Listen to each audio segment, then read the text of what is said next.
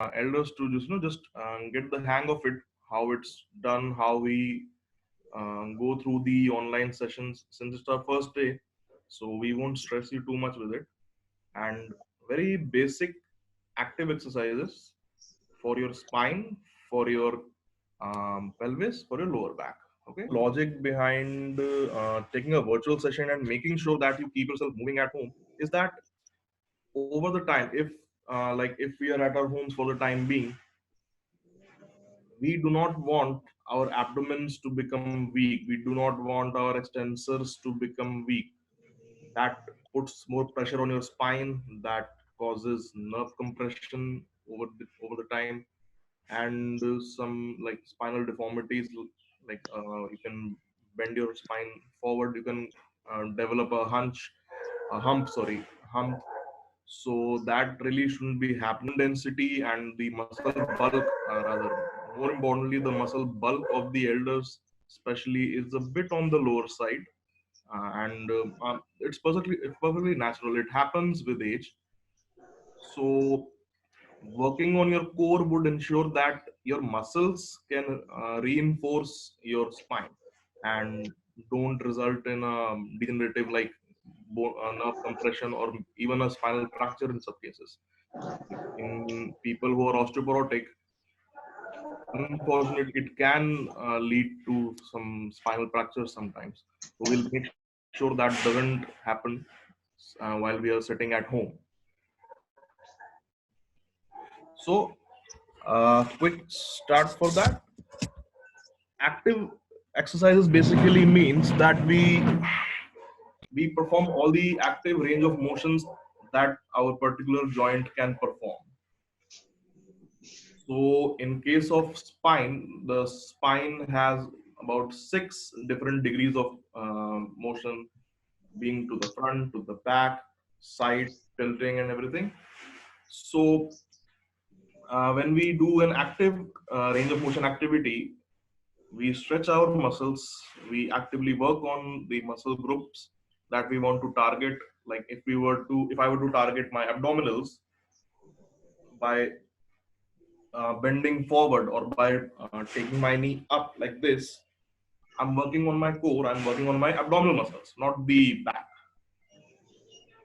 So the core muscles, since we are now doing active exercises, we have to apply both the abdominals and the back. So we need to be standing for that, not while sitting. So I would request you to stand up from your chair if you're sitting down and do the activity with me. Okay. So for the first range of motion, the first degree of motion that our spine can perform and at that forward. So while we bend forward, like if you take your hand at the back, look in the front, and you bend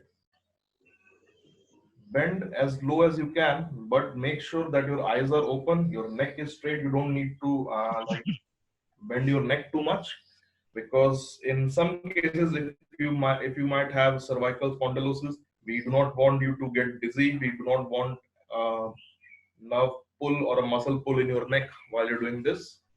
So be careful and be slow. We don't use our momentum. The most important part about all this is you do not use your momentum to carry out the entire activity.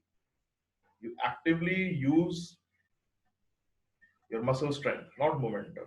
If you use a momentum, the whole point of doing an exercise is lost, because then you're not putting in that much effort to overcome the resistance.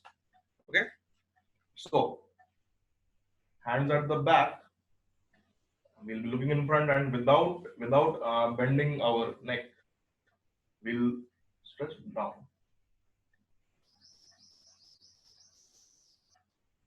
We'll go as down as we can and up. One more thing to remember in this is that while you're bending forward, you need to keep your knees extended. You need to keep your knees straight, like this. Always like this. Never do this. While you're bending, you keep your hand to the back. When you go down, We do not want our knees to buckle like this under our own weight. So we'll keep them extended, knees locked, and then down. We're looking forward, of course. And you may tighten up your stomach muscles if you want for better result. And we'll go down as far as we can go. You may feel a mild stretch near your calf also, and back. We'll do it again. Go down a bit more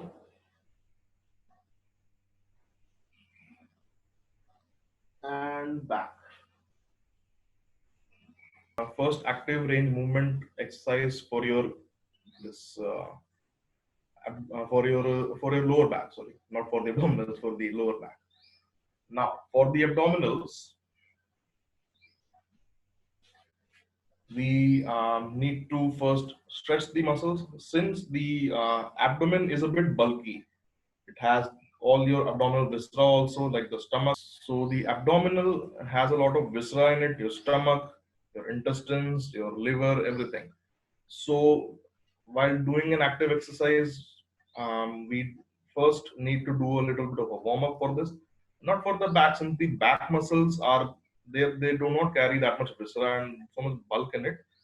The front is a bit more bulky, so we first stretch it. So like we're standing straight, we look straight, we don't look down. Again, like if someone has cervical, then they might ending up having some dizziness. So you take your hands on your waist, look in the front, and you turn to the left. We'll start with the left side now. Keep looking straight, do not look down, and turn as far as you can. Hold there for 5 seconds and then return back. Then same for the opposite side. Towards the right, as far back as you can go. And back. Make sure that while you're doing this, you don't like hunch forward. Make sure that your back is straight. That puts more pressure on it, and it also makes sure that your abdomen muscles are stretched properly. Then you take your hands back and look up and try to lean back as much as you can.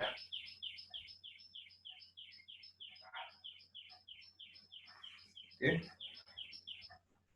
So since when we perform the stretch for the back like this, when we do this, there are a few things that we need to keep on our mind, especially for the elders, that a lot of the elders may already have some acute or chronic back pains. So make sure that while you're doing this, you don't lean too much, don't put too much weight of your whole trunk onto it. And while you're doing this, you look up, not straight. You can go up because that helps you use the weight of your upper body, like your shoulders, your head, your neck. That gives a bit more leverage to the spine. Okay, I'll show you again. Put your hands at the back, look straight, look up, and then lean back. Make sure you don't lean back too much. Use the momentum, use the leverage of your head. Since we do not want to pull our muscle, hold there for 5 seconds and return. Good. Then we go to the last direction in which our spine can move, and that is to the side, this way. And same for the opposite side also. This is very important since the whole logic behind doing a side tilt, doing this, is that we need to stretch our muscles of our waist, our lumboros, and also to make sure that our the vertebral column has nerve roots. That the nerve roots arise from the sides, not from the center line of the spinal canal, rather from the sides. So when we are doing this, when we are turning, we need to put both our hands on our pelvis, and more importantly, not at the waist. Not like it shouldn't be like up here or here. It should be here, up. Um, like the belt line that we have where we wear our belts. Just you can feel your pelvic bone there. So we need to put our hands here on the uh, pelvic bone, pelvic tuberosity as we call it. We put it here, we stabilize it, we press it down a bit so that it doesn't tend to tilt to the side when we bend on the other side. Okay, we put our hands, we look straight, and we turn to the left as far as we can go. When you're doing this, when you're at maximum range, you'll feel a stretch going, like starting from up here, going up here, and you'll feel. And same for the other side also. So bend to the right, a bit more, keep looking straight, hold it there for 5 seconds, and return. Good. And there is another way to do this. If you think that if holding the waist is not that easy, what we can do is rather I would say another easier way is that use the hand on the side that you're not using. So if you're bending to the left, use your right hand, you stabilize the pelvis, keep this hand free, this hand can go down, you can keep it here, and then this makes it a bit more easier, and then back. And same for the other side also. So that was the active ROM exercises for your spine. I hope that you got to see and got to learn how we do it. And we need to make sure that when we do this exercise, since this was basically this was not exactly an exercise, this was more of a warm up. And when we do the exercise of our core, when we go a bit higher on the intensity, at that time you would see that performing a warm up before the exercise really comes in handy. We do not suffer from any soreness, any kind of muscle pull, or in some rare cases even a muscle tear. We can avoid that by a very safe margin when we do this. And what you need to know here is that you should like perform at least 10 repetitions for each side. So when you're bending forward, you bend 10 times. Then when you stretch for the back, you go back 10 times.